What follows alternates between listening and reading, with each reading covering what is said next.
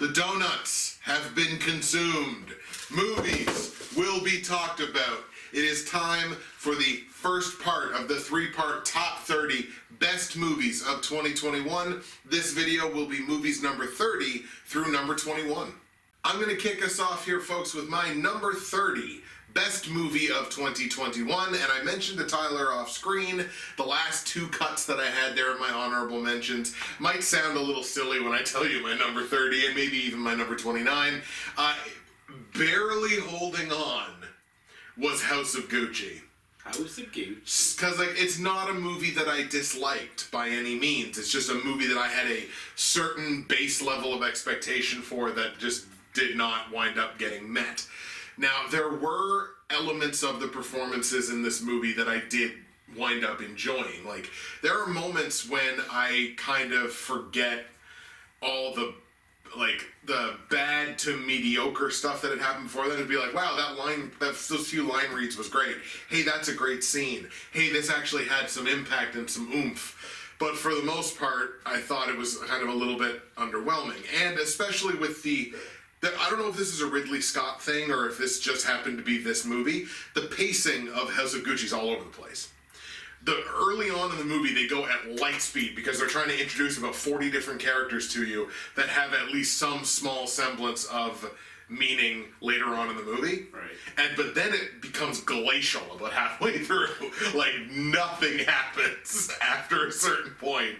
And it's just like, okay, this is really unbalanced. And I guess the alternative would have made the movie seem really weird as well. And it's easy to keep the movie at arm's length because every character is a bad person. Yeah. So you don't really have to invest in anybody because they all suck.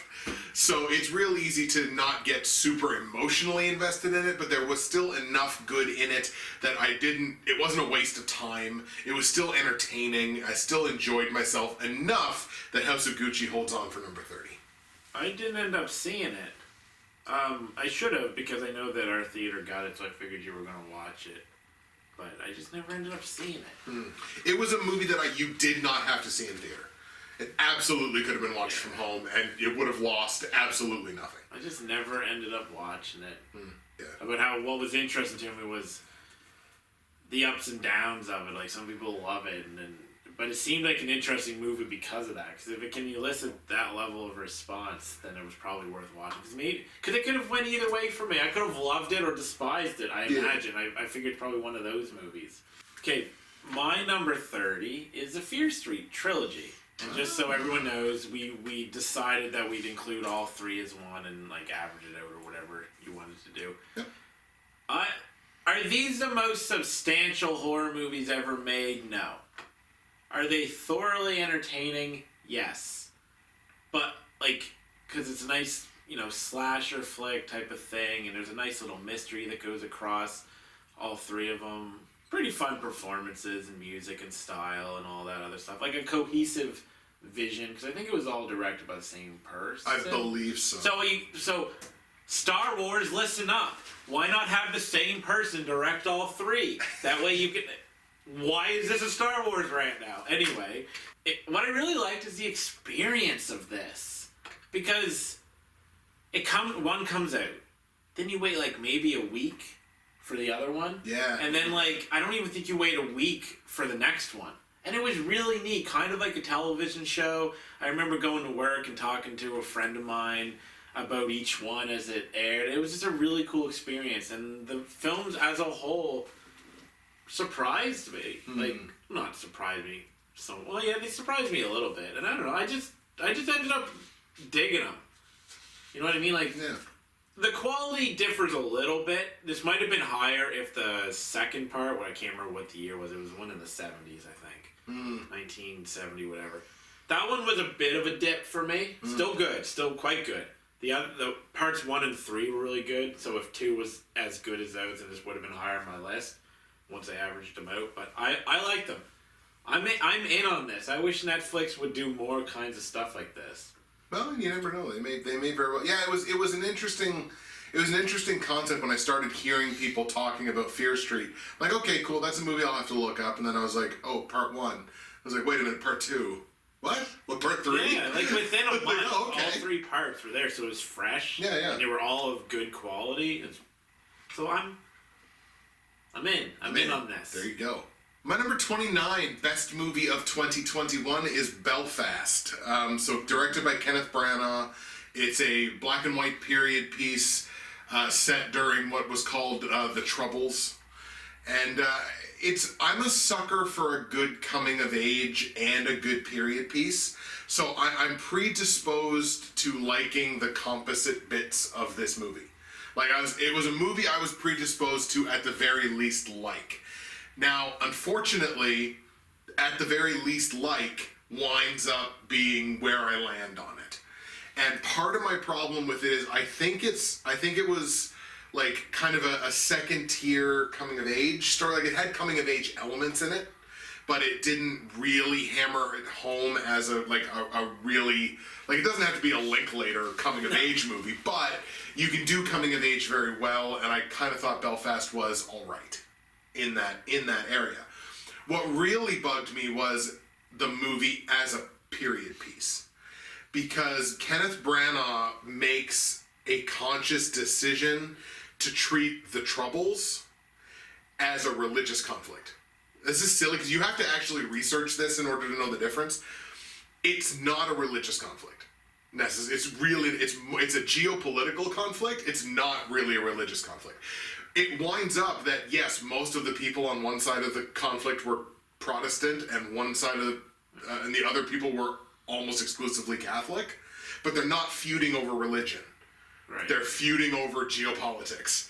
But the movie really frames it as, oh boy, like they're really repressing our ability to pray to Jesus, and it's like, no, that's not what's happening. Like it's not really a religious conflict. But so the movie kind of makes the conscious decision to make it a religious conflict. It's still a well-made movie, and it's really anchored by, and this is actually somebody that I really should have given an honorable mention to as an actress, Catriona Balfe, the mother. I thought her performance really anchors the movie and actually is one of the most enjoyable aspects of the movie to me. So really I should have given her a nod probably in my honorable mentions. It was good. So it was definitely a movie that I enjoyed, just a movie I kind of had some problems with. It should have been higher on this list because, again, I was predisposed to was sort of the same with House of Gucci, hitting kind of a baseline level of enjoyment that it didn't quite hit. It was still enough to hang on at number 29. Alright, so before I talk about Belfast, I want to ask you a simple question. Would you label this a drama or a comedy? More so a drama or a comedy, because it could be both at once. Yeah, more so a drama. Then it fails for me. Yeah. Like, then the movie actually fails. Because it was labeled on Critiquer as a drama too, but I also saw it labeled as a comedy and a drama. Mm-hmm. As a comedy, I think it works better. I still don't like it that much. Right. But it works a little better, mostly because of the grandfather. I actually think he was the best part. Yeah. Any time he was on, I wish I could remember the actor's name. I know I've seen him in lots of stuff. I like him. He was the best part. He was the heart for me and the humor. But if it's a drama, then here's the thing. I'm pooing on his pick. There we go. Even though I ended up giving it like a 6 out of 10, so I ultimately enjoyed it. We're getting this out of the way early. Yeah, I knew this would show up. Yeah. I actually knew we saw this and liked it more than I did. First of all, I think it tries to make the neighborhood a character and fails. I just didn't get it at all. But going back to the drama point, there's a particular scene that I'm going to use as my example of this here. Do you remember when the kid...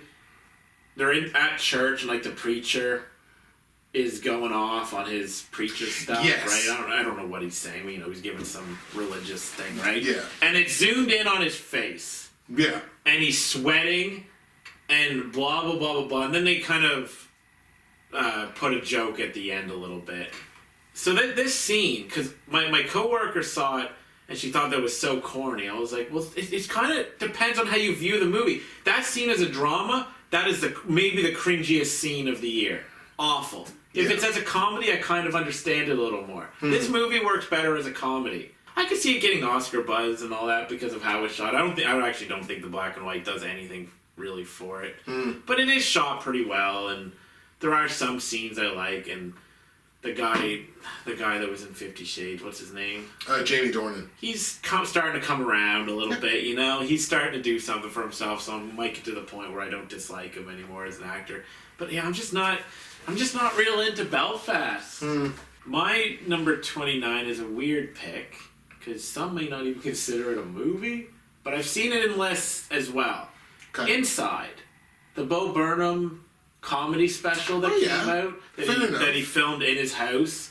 I haven't included his stand-up specials in any other ones because they're just stand-up comedy specials, but this feels more cinematic to me. So I decided I'd put it in here because I really like Bo Burnham, and it was him doing Bo Burnham stuff. Like, some of the songs are really funny. Some of the social commentary is fun.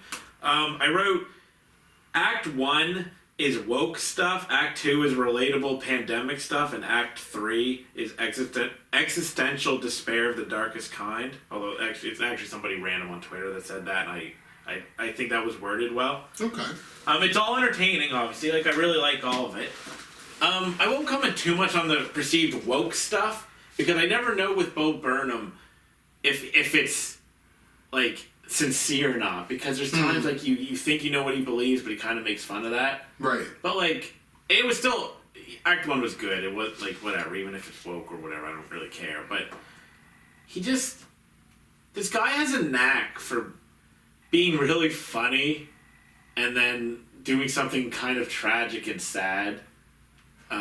And he has a lot of talent. I mean, he directed a movie a few years back called 8th Grade, which I liked. Right. Yeah, Bo Burnham's just super talented. And my favorite song, I'm not going to sing it obviously, is the Unpaid Intern one. I really like that song. But anyway, so I went with like a comedy special for my number 29 this year. I like that pick. I'm going to say something that is not going to make the internet very happy, but that's fine. I personally think Bo Burnham is overrated.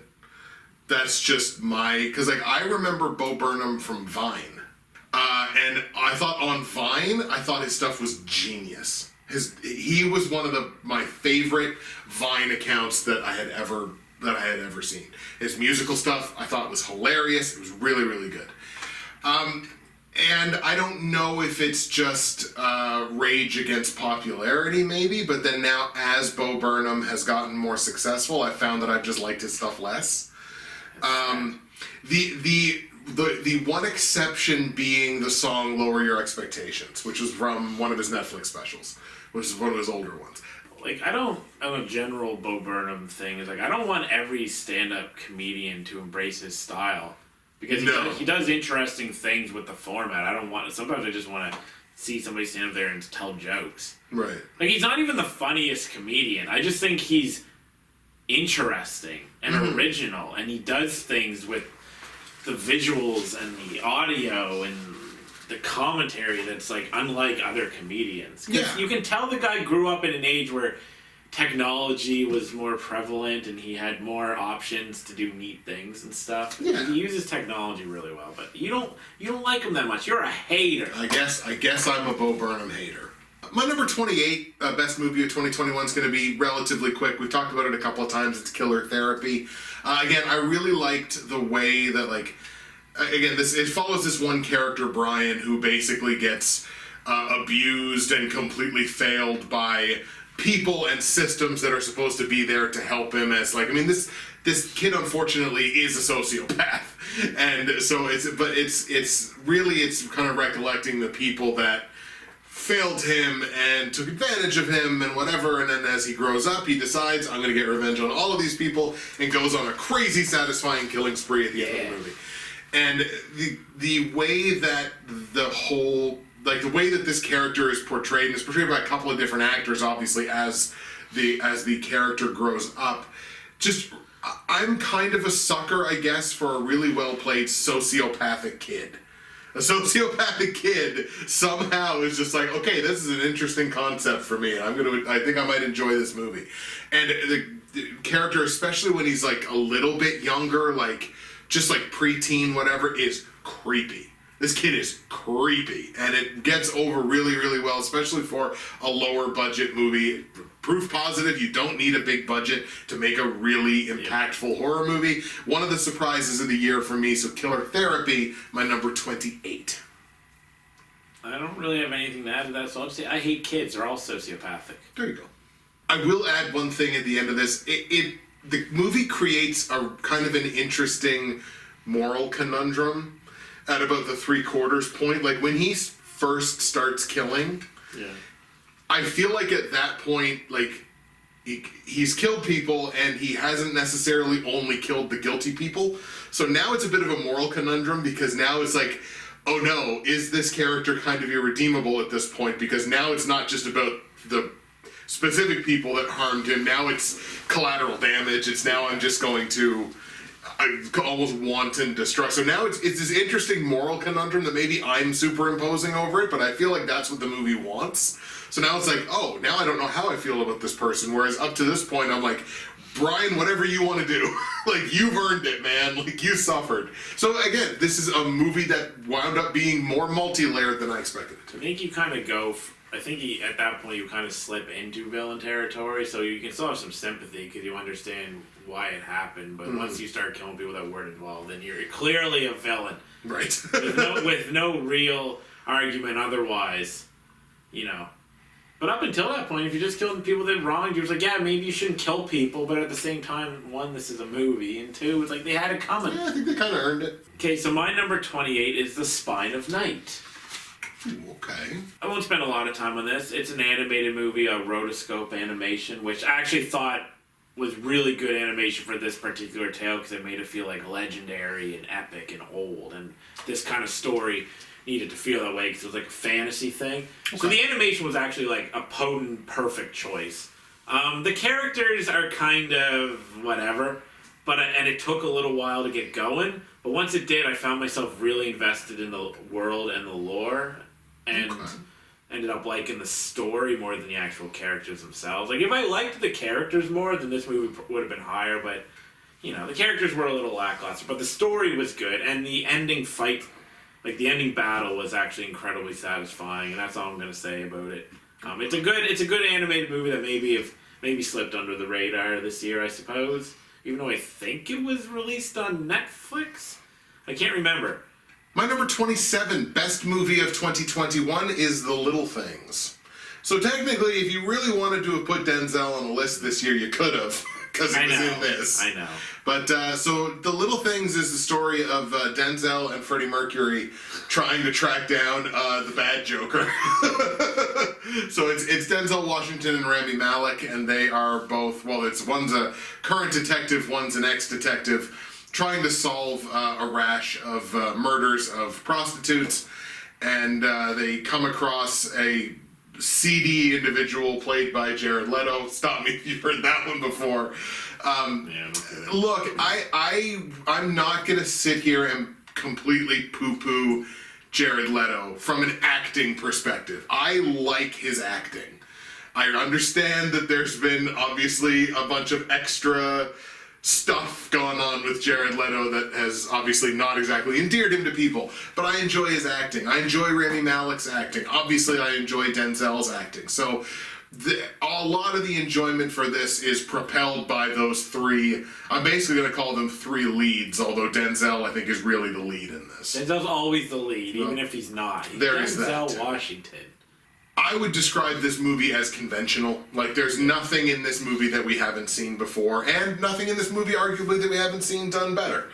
But at no point can I say that I was disengaged or uninterested in what was happening. And I'll take engaging convention over, and I found this has held true through years. Like, I don't mind conventional storytelling as long as I'm engaged in it. So I'll take engaged convention over seeing something I've never seen before, but I'm bored while I'm seeing it. So I would rather take a convention that I'm engaged in than something like that. So it winds up being my number 27 movie of this year. Again, another instance where in a higher volume year, maybe this doesn't make a top 30, but it was enough to hang on towards the bottom of the list. I was disappointed. Yeah. I still ended up liking it, but I was pretty excited for this. And I'm gonna poo-poo on Jared Leto a little bit. Not as a whole, not in his whole filmography, because I actually think he's been great in some movies. But I think here his acting was bad. Actually, the only observation I'm going to make or present to you guys watching in YouTube, internet world, is that I actually think that the 3 stars all brought something unique to the table, and this is what it is. Denzel was great, Malik was okay, and Leto was bad. So they like, you know what I mean? So they average out to being decent. Yeah, decent. Like I actually Okay. didn't think Leto was good at all in this. It was entertaining, but it was entertaining. There, Yeah. that's all I'm gonna say. There we go. I will say it's like it's never really made explicit exactly who the killer is. Yeah. I don't think the killer is any of them. My personal opinion, my personal perspective on the movie, I don't think the killer is any of them. I don't think they know who the killer is. I think obviously we're led pretty strongly in one direction and then also led pretty strongly in another direction. I don't think it's any of the above. I don't think the point of the movie is establishing exactly who the killer is. Okay, my number 27 is Mad God. I'm not gonna spend a whole lot of time on this one, but I'm gonna read my critiquer because I worded it the best there. There's no real characters to invest in, but in this case the world was the character, so I forgave it. Drenched in grotesque design, darkness, and danger, Tippett created really vivid and memorable environments and things to encounter. The plot was shrouded in mystery because of a lack of dialogue, but I still found it mostly engaging as it unraveled, with a few brief moments of tedium. Also broke my heart to see how almost every living thing was treated, so that's where the emotion came in. So really interesting animated movie, but kind of like The Spider Knight, not really many characters to invest in, but there's almost like no dialogue in this movie, so it's like all in the environmental storytelling as opposed to Spider Knight, which, you know, does have dialogue. That's all. I'm just gonna leave it at that. Just a cool animated movie. Nice. My number 26 best movie of 2021, and this draws back upon my nostalgia for the 90s movies, is Mortal Kombat.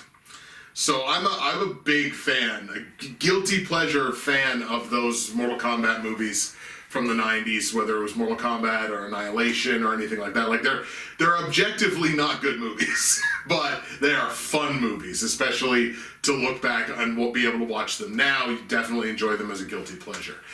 I could have done without several characters in this movie being done dirty. Yeah. But they also hold the ultimate trump card of, well, it's Mortal Kombat, so we can literally just bring them back. And that's definitely what they're going to do. Like, they didn't have the Mortal Kombat tournament in this movie, right? It's clearly a prequel to set up a movie about the tournament. So hopefully we wind up getting that. And I sure as heck could have done without the self-insert fanfic. I know, the main character that wasn't even a Mortal Kombat hero. Well, you didn't need that. No, you really, really didn't. If you're gonna bring in Liu Kang in this movie, Liu Kang is the main character of the movie. You don't need self-insert fanfic. It's like I was reading like a Sonic fanfiction. Yeah, So like you did not need that character. You didn't need him at all. Not at all. The movie would have been better without him. Absolutely. Focus on one of the characters that everyone has loved for decades. Definitely. That being said, I enjoyed the fact that they paid so much attention to the Lin Kuei and the Shirai Ryu. Because that's like, the lore behind those two factions is one of the most interesting elements of Mortal Kombat lore to me. So that every little bit that they gave us about the Lin Kuei and the Shirai Ryu, I just gobbled that all up. It appealed to that guilty pleasure. Objectively, this movie is probably not a great movie, but because it appealed to me so much in that guilty pleasure type of way, it winds up number 26 on the list. Could have wound up higher, but I would need to have seen less movies. Yeah, I also think that the fight later on between Scorpion and Sub-Zero was was quite good. Although I think the other guy, the main character, might have been involved in it too. Eventually it becomes a 2-on-1, and it's like, we don't need that. We had Scorpion versus Sub-Zero. Exactly. That's it. Now the self-insert fanfic does have a good fight against Goro. Right. But the problem then is they do Goro dirty. Yeah. And it's like, but he's Goro. And also we could have had someone else fight Goro that wasn't a self-insert fanfic. Correct. You know exactly. what I mean? And it would have been better. I didn't hate the movie. No. I thought it was like kind of entertaining. That's it. Yeah. I did hope for more from a Mortal Kombat movie in 2021. Yeah. Because I'm like, man, we have like 2 decades worth of separation from these now. Imagine what they're going to be able to do with these now. My number 26 is Willy's Wonderland. Oh, there you go. An early film from this year with my boy Nicolas Cage.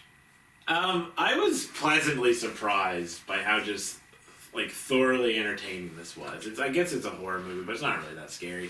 And I'll tell you why. But I got to tell you a little bit about the story first. His character is going somewhere. His car ends up breaking down. You find out because the people that live in this place need to bring bodies in to go into this like Willy's Wonderland, where there's these like animatronic things that end up coming to life and killing people. So he shows up and these people are like, if you go in and basically be a janitor all night here, then we'll do whatever and get you out of here. And he's like, yeah, sure, whatever. But he doesn't really say, like, his character, Nicolas Cage doesn't really say much to the movie. Just a presence, like I said, in the best actor thing. And he goes in and all he is it's like kind of a horror comedy, I suppose. He's just killing these animatronic things all night. And what's interesting about it is, like, the guy doesn't care. He's not like, ah! Everyone, like, the kids who try to break in to save him, we're like, oh no, he's gonna die. But literally, before he goes in, the one guy's like, make sure to take your breaks, right? So, at any time, his watch or whatever will go off to remind him that he goes on break, and he does. He just goes on. There's a scene where this girl is there, and he comes in, and he's about to fight this thing, and it goes off, and he takes a break in the middle. Like, he just leaves her. He goes in and he does the same thing. Like, drinks a can of like grape pop or something, throws in trash, plays I think some pinball, and then his break ends and he goes back and kicks the shit out of the thing. Like, I just thought the movie was super fun. Yeah. And Cage was so perfect for it, and I just ended up having a blast. Also, the music is great. The actual like. Willy's Wonderland theme song's great. Then there's like a birthday song that they sing. I won't sing the whole thing. It was like, it's your birthday and I want you to have fun. It's your birthday. It's a great movie. And anyone that has seen it that I've seen, not many people, but like I've seen them be like, it's actually really like quite a good movie. It's like, it is. My number 25, best movie of 2021. I won't spend a ton of time on it because there's not a ton of depth that you really have to go into on this one. It is Venom, Let There Be Carnage, and a lot of people really seemed to not like this movie this year. It's not like vitriolically hated, but people talk about it almost in hushed tones. Like they just do not speak. Right, like we like want to pretend the movie never happened. And I don't really know if you watched the trailers for this movie, I don't really know why you would have expected something wildly different than what you got. And especially if you watched the first Venom movie. I don't know why you would have expected something wildly different than what we got. This is just a movie for somebody that just likes to watch a movie. Like, you don't want to have to... If you don't want to have to really dig that much deeper for hidden meaning or anything like that, like, just throw on this Venom movie. Because it's literally just like... kind of shut your brain off and we're just gonna have some fun. We're gonna have some snappy dialogue. We're gonna have these two like master class actors, but not in a role that requires them to be master class at all. Just kind of riffing off each other and having fun. Bottom of the end of the day, the bottom of the ninth, when I go to a movie, I just want to have fun, and I had a lot of fun with this. So that's my number 25. Was the reception for this worse than the first one? I believe so. Yeah, that's wrong. Because it was better than the first. I don't love it. Yeah. Which is kind of damning in context of my taste, because like I almost never give superhero movies lower than an 8 out of 10, and this I think I gave like a 6.5. Right. So in the the pantheon of superhero movies, it's not acceptable to me in a sense. But I still liked it. It's fine. Everything you said is true. I'm also like Andy Serkis Mark checking in. Hello. I'm a huge Andy Serkis fan, and I didn't know he directed this until I saw the credits. I was like, I didn't know that till just now. No, I was like, oh, Andy Serkis directed this. Okay, that's cool. Really? Yeah, I was like, okay, I'm on board. Thank you. That's so weird. Probably so he could do the motion capture. Like, that's kind of what he does, right? But yeah, I didn't know he directed this, and I was like, oh. My number 25 is Raya and the Last Dragon, or Raya, whichever one it is. As I said earlier, like I forgot this movie was this year. Right. Until I was making my list. It's just a really good Disney movie. It's maybe a little too formulaic to reach that truly amazing level, but it is gorgeously animated. There's some really memorable scenes in there. The action's fun. There's some emotion. It's a good animated movie. Great animated movie. Now, is this? Would you consider this to be one of those animated movies that, like, for me, the highest, the tippy-toppest tier animated movies are the ones that obviously have a ton of content for kids and the kids find really enjoyable, but that there's also content for adults. Yeah, and, like, content for adults to, like, really enjoy, like, really kind of sink their teeth into and enjoy. Would you consider Raya and the Last Dragon as having that? Yeah, I mean, I'm an adult, sort of. Yeah, fair. And I suppose it's a condescending question. Yeah, what the hell, man? I'm not a like, child. Don't answer that. Exactly, but you know what I mean. Yeah, like, no, it's good fun for the whole family. Cool. My number 24 best movie of 2021, Peter Rabbit 2. Yeah, Petey Rabbit 2. I think in most measurable ways, for me anyway, this was an improvement over Peter Rabbit 1, and I'm gonna say this. I did Petey Rabbit dirty. You sure did. I did him real dirty with that first movie, and I would like to formally on camera apologize for doing Petey Rabbit 1 dirty. We accept your apology in the Petey Rabbit community. I appreciate that. And my biggest criticism of the first Petey Rabbit movie, which if I may be so bold as to call it that, was that I thought it was too meta. Yeah. And now, especially after watching the second one, I'm like, that's a feature, not a criticism. It's that, yes, and it's complete, like, not only is it completely intentional, it's a feature of the movie. And I'm like, okay, you know what? It took me the second movie, but I'm fully on board. And I had acknowledged before that I was like, okay, I was too critical of this. But now I'm in full-blown, I did that movie dirty. I mean, to be fair, maybe the first one just wasn't done as well in your eyes. Maybe, I guess. Like, this is how we squash disagreements. Look how calm this is. Like, he accepts responsibility for himself, and then I even throw him an olive branch. Like, no, maybe the first one wasn't as good. Maybe you aren't so off base, even though we think he is, because I think the first one was great. Exactly. So, memo to literally everyone that has ever argued about anything on the internet, this is how you reach consensus. This is how you find middle ground, and how you move on like adults. I look at Peter Rabbit 2 like a kid's movie that serves many masters, right? Like, I think it appealed to the kids in the audience. They really enjoyed it. It was content there that appealed to me as an adult in the audience. Like I literally just talked about with Raya and the Last Dragon with you, is like the best kids movies, to me anyway, are the ones where there's content for everybody in the audience. And I will, in particular, shout out the Boulevard of Broken Dreams scene in Peter Rabbit 2 might have been the best scene in any movie all year. Because the second that song starts playing, I lost it in the theater. I remember. Oh my god, this scene is so good.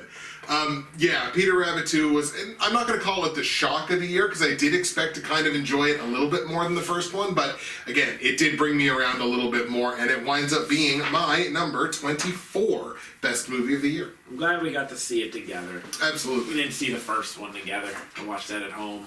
With my number 24, we're going back to Zack Snyder with just kidding, Army of the Dead. Okay, there you go. Yeah, Army of the Dead's fun. It's not among his best movies. Some of the dialogue feels real hard. And the movie's probably a little too long for what it is. Do we know, did he write it as well? I can't remember if he wrote it. I gotta be honest. The idea of a heist in the middle of like a zombie outbreak is really appealing to me. Yeah. And there's a little bit of mystery to the story, but maybe being like a time loop thing too that he kind of like hinted that it might be. So there might be more going on underneath the surface than I first thought even when watching it. Look, it's a Snyder movie. You know what you're getting stylistically. Yeah. And if you're into it, you'll probably like this movie.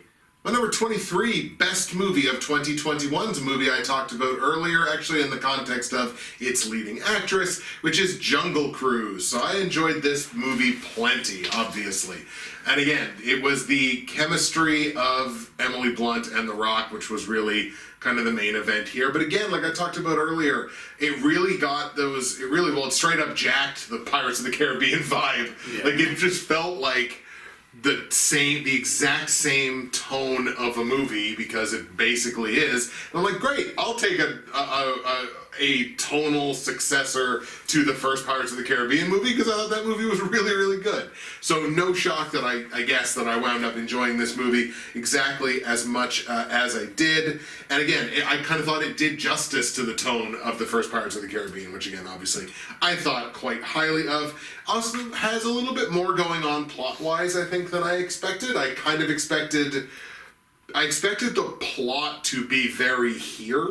Yeah. Like it just to stay right here, and there were definitely some moments where it's like, okay, there's a little bit more going on here than I expected or gave the movie credit for. So it winds up being number 23 this year, Jungle Cruise. Don't really have much to add, but I guess if people didn't watch the other video where I mentioned it in like, I don't know what I expected less, maybe. I think so.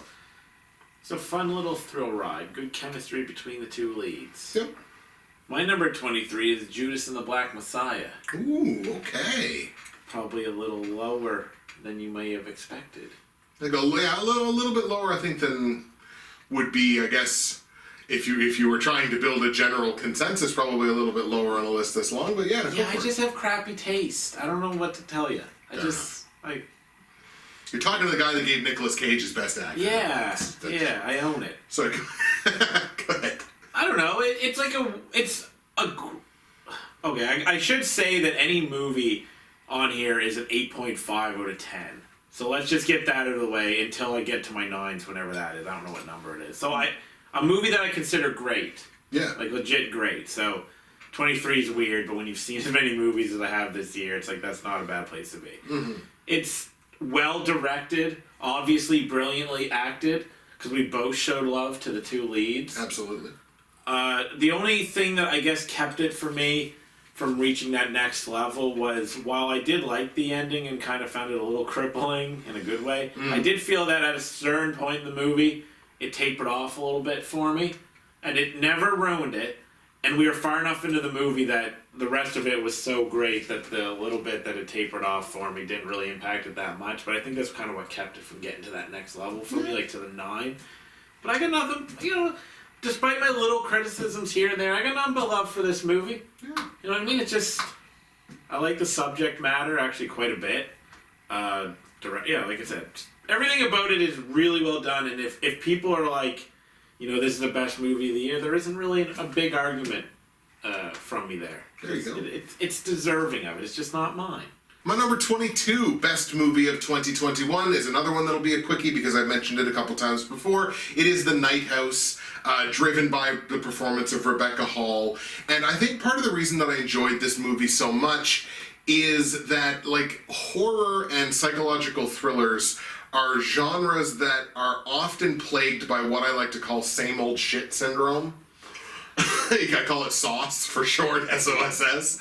And you see the same stuff, especially in the horror side of this thing. You see the same stuff over and over and over in the horror genre. Not to say that obviously there's a ton of new things that can be done in horror, but often people will just fall back on the tried, tested, and true. And this movie at least presented bigger questions, bigger concepts, more interesting kind of, genre devices, like the concept of the reverse floor plans for the house. I'm like, that's kind of interesting, and using that as the kind of thing that, like, tricks a demon because they think the place that they're in is supposed to be one way, but where it's reversed, they can't really escape because they don't know what's going on. So using that as a device to, like, kind of trick and trap a demon is like, okay, that's a different concept And I'm down for kind of bigger concepts and bigger ideas like that. Right. So on that ground, that was kind of where the extra interest caught me. And again, Rebecca Hall's performance is so central to the amount that I really enjoyed this movie. It's a unique exploration of grief within the horror genre. So The Night House winds up my number 22 best movie of 2021. Saw it. I kind of wish I would have watched it though. Like, I was like, I wonder if this is any good. And had I known that you liked it, I would have watched it, but I did not. My number 22 is called Get the Hell Out. It's a zombie flick. It's foreign. There's one word to describe this, and it's energetic. Because there's may not be a more insane, kinetic, energetic film this year. Even the beginning stuff, which could have been more mundane, has like a certain energy to it. Like, it's silly, and it might be well, I don't know if it's the funniest zombie flick ever, because I'm thinking like Shaun of the Dead is also in there. But you know what? I'll compare them. Okay. You know, they do it in different ways. It's a really funny zombie flick, and it just never lets up. And a thing that would appeal to you, as it did me, is there's a lot of pro wrestling moves in it. And it gets away with it because everything is flashy and just go, go, go, go, go. Right. The Hurricane Rana is in it a whole bunch of times. Oh. Just Hurricane Rana everything. You know what I mean? So like, it was fun just watching the pro wrestling moves happen. It's just such a fun movie. It pretty much has to be one of my favorite zombie movies of all time, because I'm not like a massive zombie guy. Right. But yeah, I really, really, really liked Get the Hell Out. Wow, that's interesting. A zombie movie with pro wrestling. The marriage we never knew we needed. Yeah, and you need to have a certain tone to really get away with that. And and you have to go all in on this. You can't just be like, this is serious and gritty, but I'm gonna flirt with pro wrestling. No.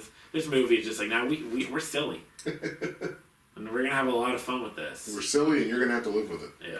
All right, we've hit the final two picks of the video, our respective number 21 best movies of 2021, or the champagne favorite, if you will. 21 and every 21. Year, every year. There's a champagne favorite every year. Until we get to the 2031 awards, because we only do a top 30 list. We'll find a way to have champagne picks. There you go. We'll just extend the list.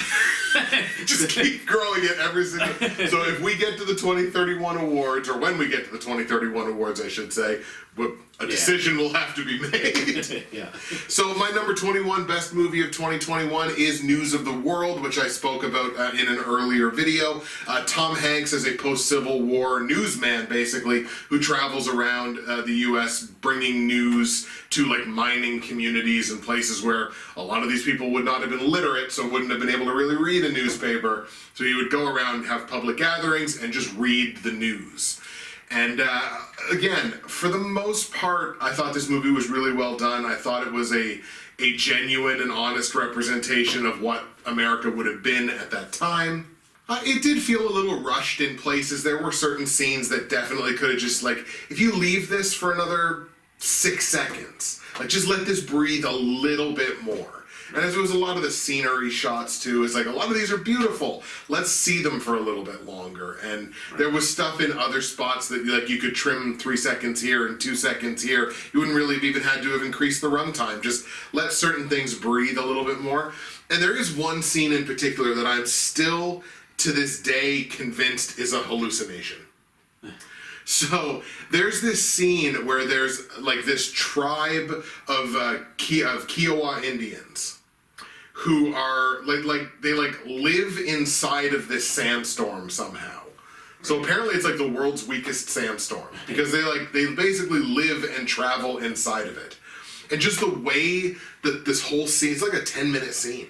The way this whole scene is shot, it just strikes me as a hallucination because it's at the point in the movie where I think Tom Hanks is on foot. I think he hasn't had water in a long time. It really, the whole scene read to me like it was a hallucination. Now I saw it with my friend Sarah and she completely disagreed, but I was like, I don't know how these people could be living inside of a frigging sandstorm. Like it just didn't make sense to me, but whether that scene was a hallucination or not, it certainly was not enough to tank the movie for me. And Tom Hanks's performance obviously was an honorable mention in my best actors of the year. So News of the World is my number 21.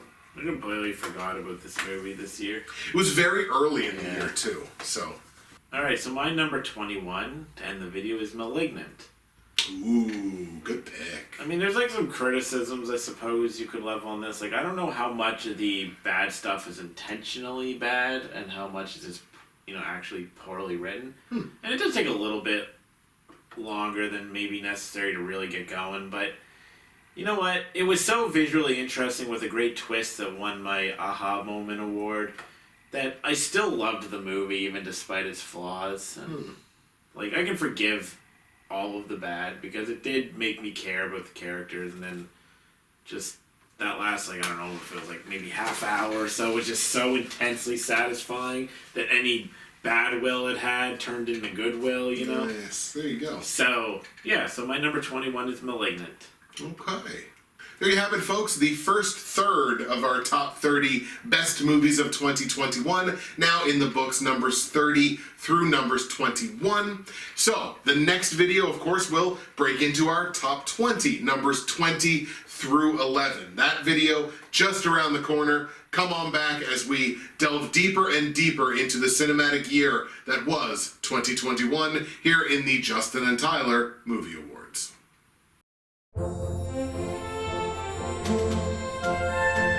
Thank you.